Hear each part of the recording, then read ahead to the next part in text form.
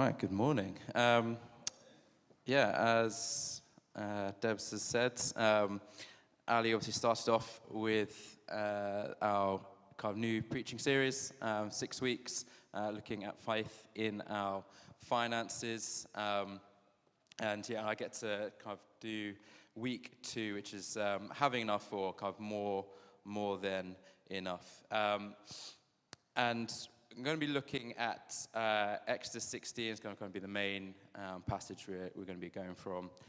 We've got some other bits and bobs to get through as well. So I'll start off Exodus 16. If you have your Bibles, it will also be up on the screen. This is verses 1 to 3, I think. 1 to 3, yeah. And it says this. They set out from Elim, and all the congregation of the people of Israel came to the wilderness of Sin, which is between Elim and Sinai, on the 15th day of the 2nd month after they had departed from the land of Egypt. And the whole congregation of the people of Israel grumbled against Moses and Aaron in the wilderness. And the people of Israel said to them, "Would that we had died by the hand of the Lord in the land of Egypt, when we sat by the meat pots and ate bread to the full. For you have brought us out into the wilderness to kill this whole assembly with hunger." Just kind of a little bit of context to this. Obviously, we've just, God's taken the Israelites out of Egypt. They've obviously gone through the plagues and gone through the Red Sea. So they've seen kind of this incredible, miraculous movement of God taking them out from the place of slavery into this place of freedom. And they come to the wilderness, and just before this, they're walking through the wilderness for 3 days, and that they don't have any water. God provides them with water, and then they kind of go a little bit further, and again, they're obviously in this wilderness, and they're all starting to say, "We're hungry. We have no food." And this is where the Israelites are focused on their present state versus kind of where God is wanting to take them. And they're focused on all the things which they lack. And then they're comparing that to their past. So they're saying, in the past, what we just came from is better than where we are now. That actually we would prefer to be slaves with food than to be in this desert wasteland that you have brought us into. That they were wanting that comfort of the familiar, that comfort of ease in a sense to where their present state was. And I think it's quite easy for us when I personally read this to just be like, how can you go through all of the miracles that you've just seen and get to this point where you're then complaining to God? Like, you've just seen,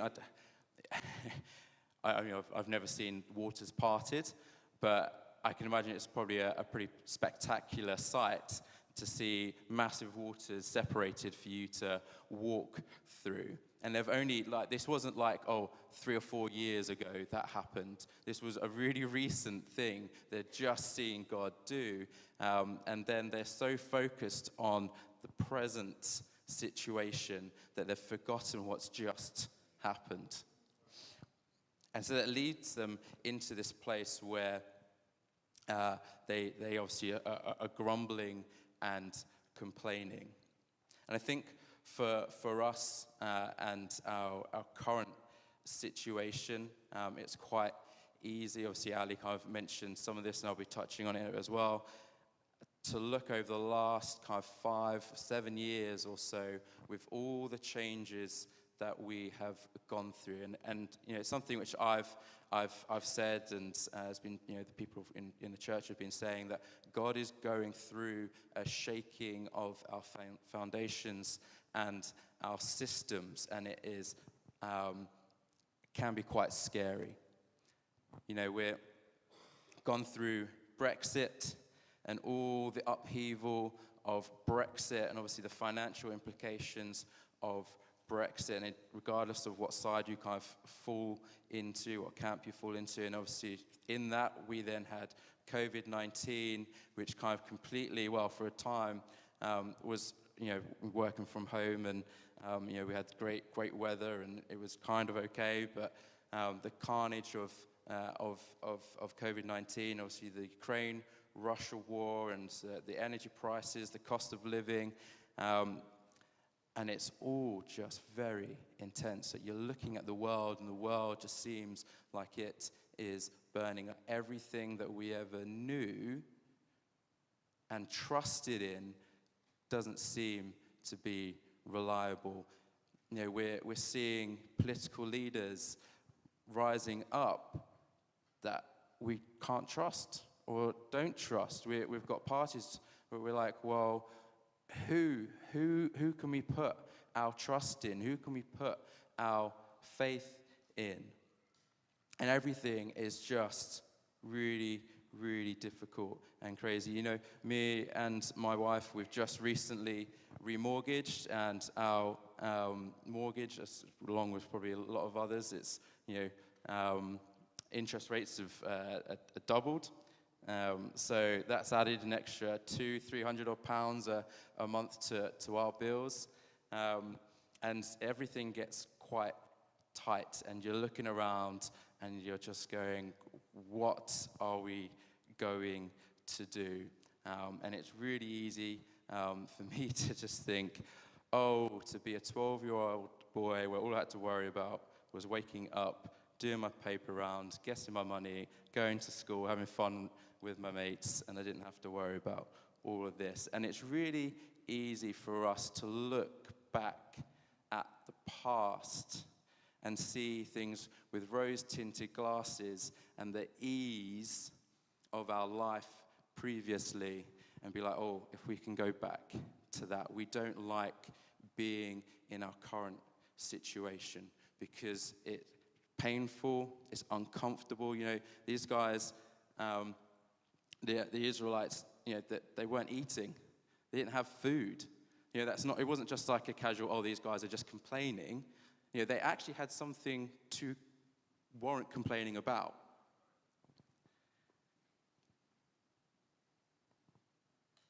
And so do we, in a sense, with everything that is going on.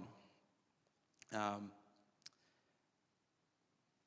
this really draws to the main point or the heart of the matter, which is God using the situations.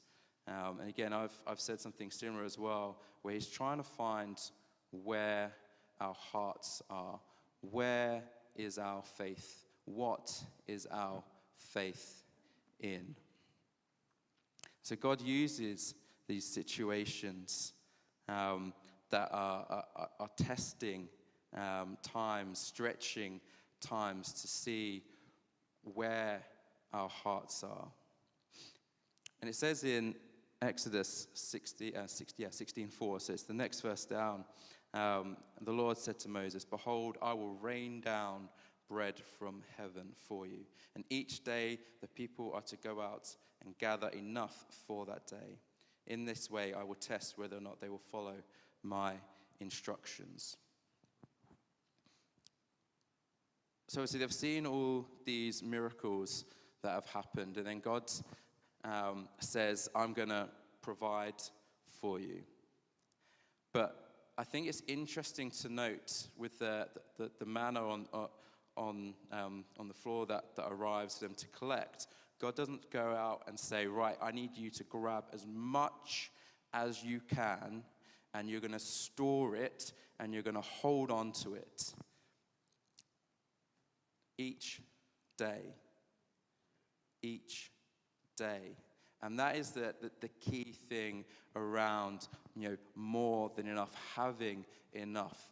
It's that trusting and stepping into this place where we can trust God that each day he can provide for us. Not just going, right, okay, I'm going to try and take as much as I can, get as much as I can, try to protect myself, protect my family, make sure we're all safe.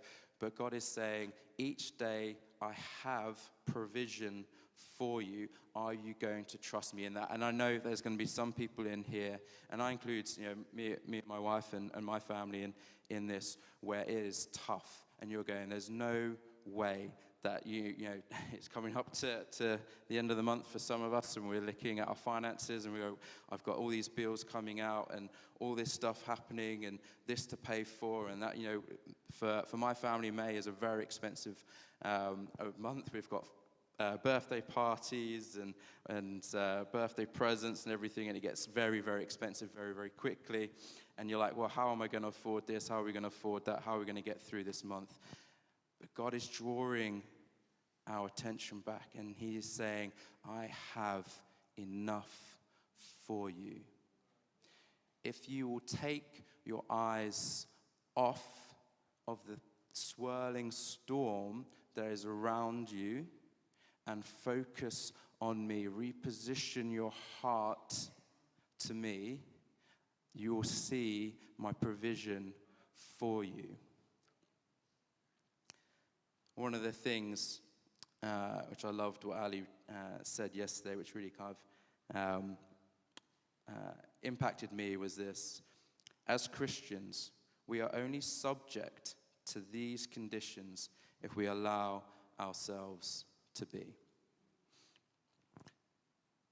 It's this idea that with everything that's going on, it's easy to get caught up in the chaos, to be swept away with the fear and the anxiety and being, what's going to happen a year from now, 5 years from now, 10 years from now, to think, with my kids, what kind of world are they going to be growing up in? Even as, they're going through their school, it's kind of, what they're being taught at school, what their friends are going to be like, what they're going to be like when they get to secondary school, and all these things and stresses and worries. But it's, as Christians, we are only subject to these conditions if we allow ourselves to be. And it isn't, with Israel, they were complaining about being in this desert wilderness because they wanted to be back in the comfortable lifestyle, more or less, that they had in Egypt versus the wilderness.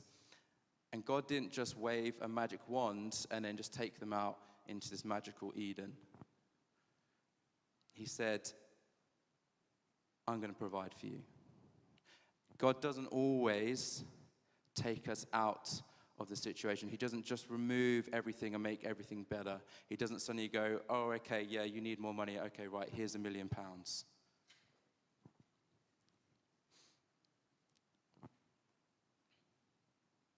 God wants our hearts to know that we can trust him. And this really is the first kind of point, which is, are we dependent on him? That this season of lack that some of us were going through is an opportunity to lean into him, to trust him more, to expand and grow our faith, and to shift our attention. As Ali said last week, it's about seeking his kingdom first. It's aligning our hearts with his kingdom so that we can surrender to him. Whenever we're growing or want to grow, it is in the difficult times that we grow the most. It is never in the comfortable places. It is never in those easy times. It is never really in abundance that our faith grows.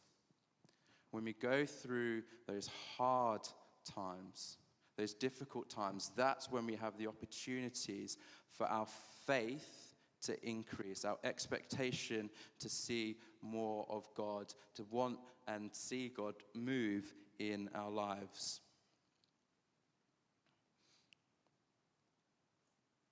It's this faith in God's faithfulness. God is a faithful God, and there's so many promises in the Bible of him saying that he's going to come through for us, that he is going to be our provider. But do we actually have faith in his faithfulness? Or are we actually just trying to figure out everything for ourselves? Well, how are we going to get more money? How are we going to do this? How am I going to pay that bill? How am I? And God says, come back to me. Come back to me. Find and be in this place, this secret place with me, and pray. Let's have a conversation. Let's talk. Bring your stresses and your worries, anxieties to me.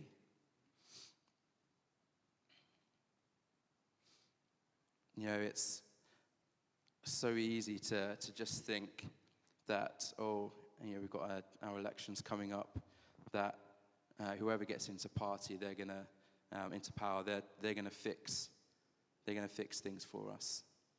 That they're going to bring the economy around, that we're going to have good times again in the next year or two, and it's all going to be nice and great and good. And those things are good to pray, but that's not where our faith should be. That's not where our trust and our hope should be. Again, it is coming back to God and his provision, his daily provision for us.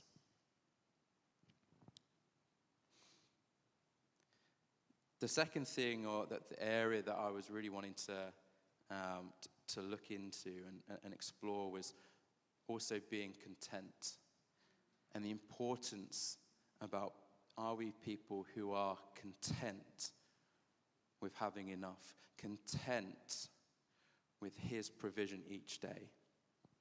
And I think it's a difficult word really to explore, the idea of being content, because you almost feel like, well, does that mean that I can't have any dreams or any visions?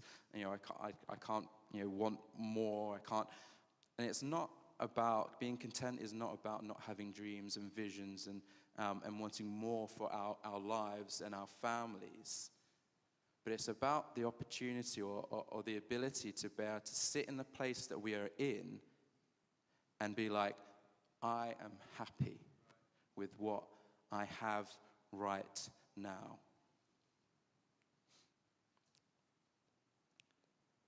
As I said at the start, one of the things the Israelites did is they looked at their present state and they compared it to their past state.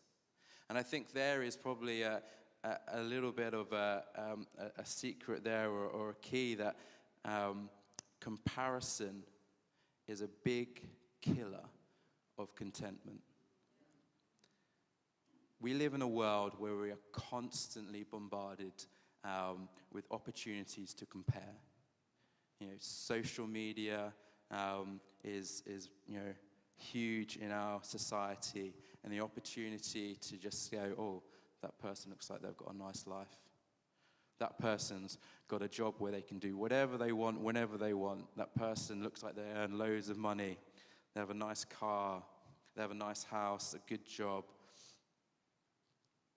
And the comparison leads you into a place where you then can start become discontent and unhappy with your own life. It steals your joy.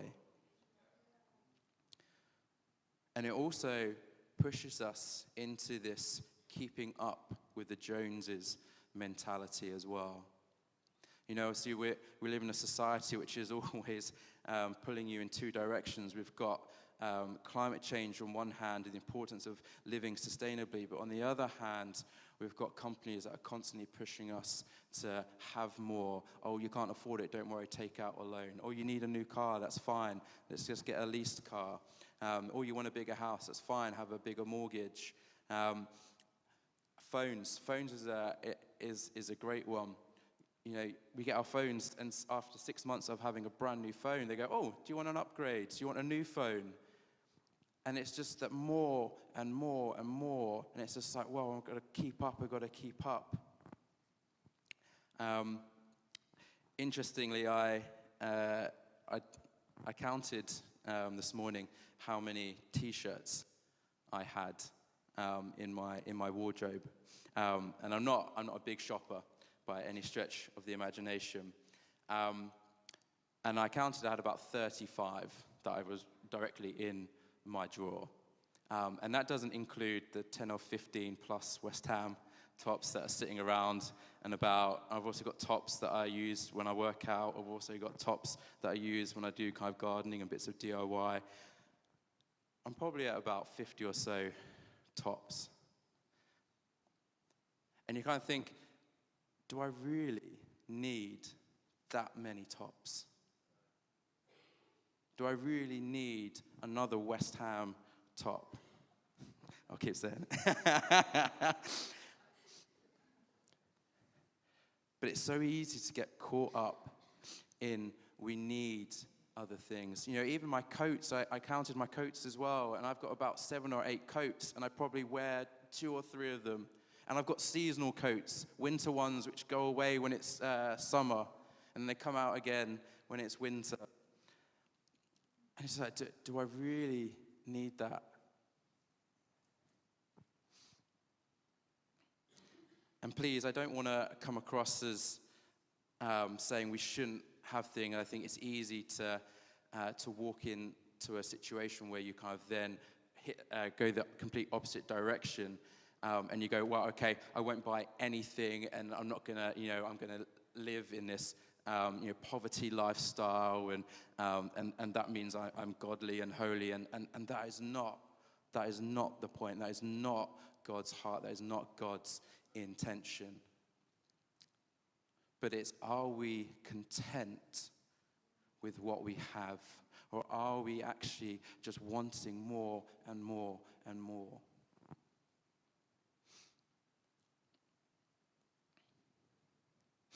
So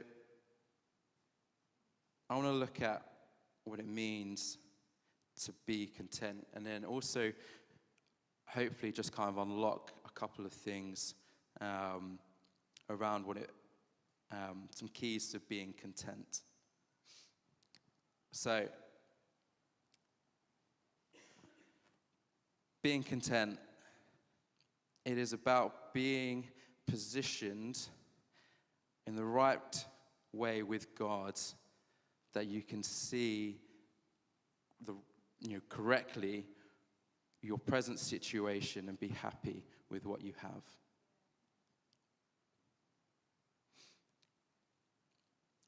Paul writes in Philippians 4, I have learned in whatever situation I am to be content.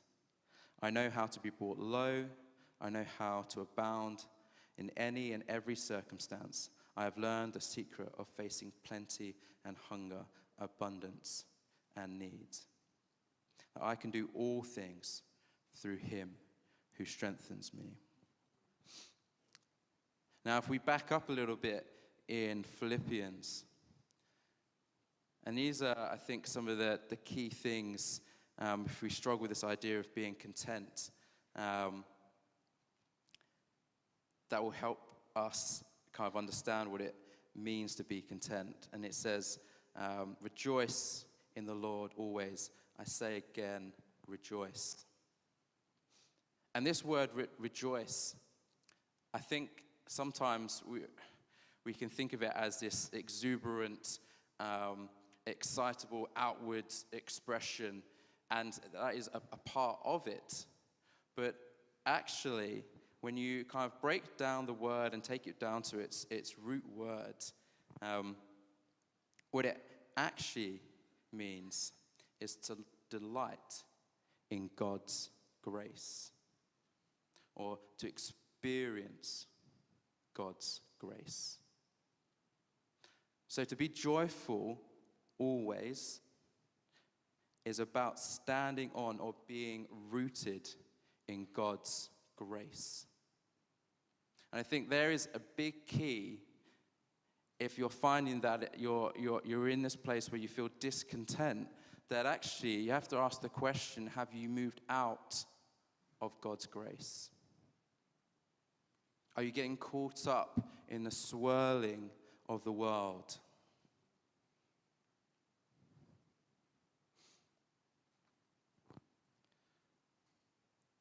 The other thing that Paul says, do not be anxious about anything, but in every situation, by prayer and petition with thanksgiving, present your requests to God. We've heard this a lot about Jesus saying, do not worry. And that's, it always makes me chuckle when we say that, because if you're worried and anxious, the last thing you want to hear is someone say, don't worry, don't be anxious. But here, if you are finding that you are looking at your budget and you're looking at your bills that you've got coming in, and you're like, how is this going to happen? Do not be anxious about anything, how to get to that point, but in every situation, by prayer and petition. And that's the key. It's that secret place, finding that secret place with God, being rooted in prayer and thankfulness. If we don't have the thankfulness, then we just treat God like a slot machine where we just fire off prayers. We have to be stood in that place of thankfulness. Okay, so it's being rooted in his grace, standing in his grace, rejoicing, and then being thankful and bringing our prayers to God. And the next thing is peace. And Paul says, and the peace of God, which transcends all understanding, will guard your hearts and your minds in Christ Jesus. The key thing here is which transcends all understanding. We've got so much going on in the world, and it's easy to just try and figure out and put all the pieces together and trying to figure out how we're going to get through this and what we're going to do. And God says, you have to give up your right to understand, to be able to receive his peace. That if you're wrestling in that, trying to figure stuff out, that God says, just let it go. Let it go. He is enough. He provides our bread, our daily bread.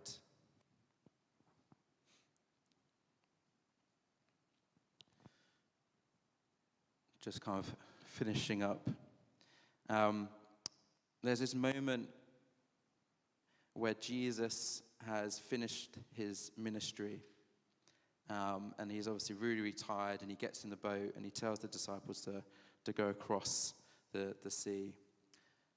And the disciples are rowing, and Jesus falls asleep in the boat. And the seas start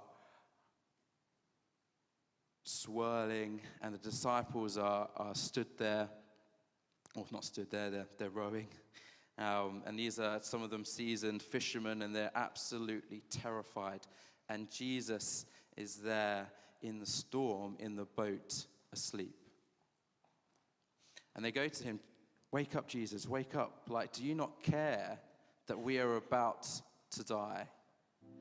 Do you not care about what is about to happen to us? And Jesus wakes up and he quiets the storm. And there's a really good quote, which I love, from Bill Johnson. And it says this: you only have authority over the storm that you can sleep in. Some of us have got big storms in our lives. Looking at your finances, you're just like, no idea how I'm going to get through this. No idea how I'm going to get through this. But God is asking us in this season, don't focus on all that is going on. Focus on Him. Can we stay rooted in His grace? Can we be rooted in that secret place, in thankfulness, not trying to wrestle and understand things, but trusting Him?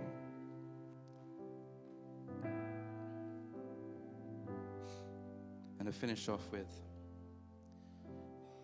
God doesn't just take us through these trials and these testings just for the sake of it. Jeremiah 29:11. For I know the plans I have for you, declares the Lord. Plans to prosper you, not to harm you. Plans to give you hope and a future. And that's the final thing. The Israelites were looking at their past. They weren't looking at the future that God had for them, the hope of the promised land. If we're too stuck in our present, if we're too stuck on looking back, we're going to miss what God has for us. Every situation we go through, and I put my hand right up, and I know because I'm going through one, every situation we have is an opportunity to step into trusting in God for His provision.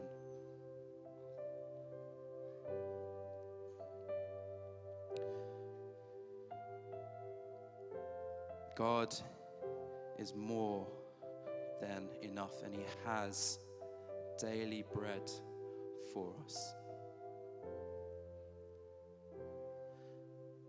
As we band lead us in to this next song, if you feel like you need prayer, the prayer team are gonna be here to pray for you, and that can be about anything. If you've got situations that you need prayer for, that you're needing that peace of God that transcends all understanding. If you want to receive that joy, to be able to rejoice in God, then I want to invite you forwards. You don't necessarily have to come forwards. If you want to, you can do. Or you can find someone else next to you to pray for you. But just in this time, just kind of reconnect your hearts to God, that you're taking your eyes off of the chaos, and you'll want to refocus back on Him.